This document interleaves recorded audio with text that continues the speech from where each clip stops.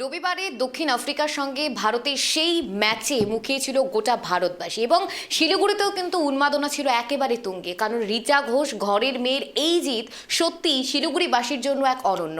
দেখুন, অবশেষে স্বপ্ন সফল, বিশ্ব চ্যাম্পিয়ন ভারত মহিলা ক্রিকেট দল আজকে শিলিগুড়ির ভেনাসপুরে আনন্দ উৎসবে মেতে উঠেছে।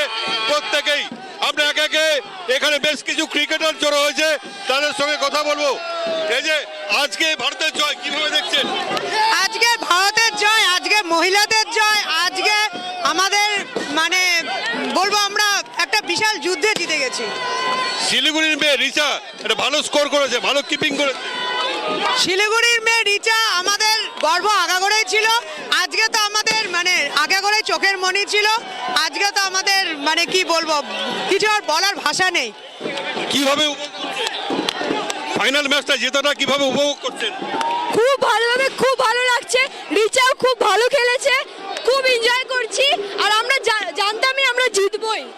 তো ইন্ডিয়া আজকের ম্যাচে সেরা বলবো সব প্লেয়ারই ভালো করেছে। শেফালি বর্মা অনেক বছর পরে ঢুকে আজকে যে পারফরমেন্স দিয়েছে, তার শেফালি বর্মাকে আমরা ধন্যবাদ জানাবো যে এত সুন্দর ম্যাচ দেখানোর জন্য।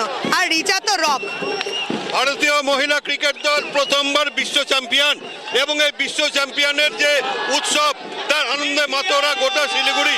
বিভিন্ন লোকরা ফ্ল্যাগ নিয়ে সবাই নেচে উঠেছে এবং এখানকার সাধারণ যে মানুষ প্রত্যেকে কিন্তু আনন্দ উৎসবে বিচল হয়ে উঠেছে। এবং এই যে শিলিগুড়ি ভেনাসপুর দেখলে বোঝা যাচ্ছে না, সবাই সবাই আনন্দ উৎসবে মাতারা। শিলিগুড়ি থেকে ক্যামেরা সম্রাটের সঙ্গে অংশুমান চক্রবর্তী, KTV বাংলা।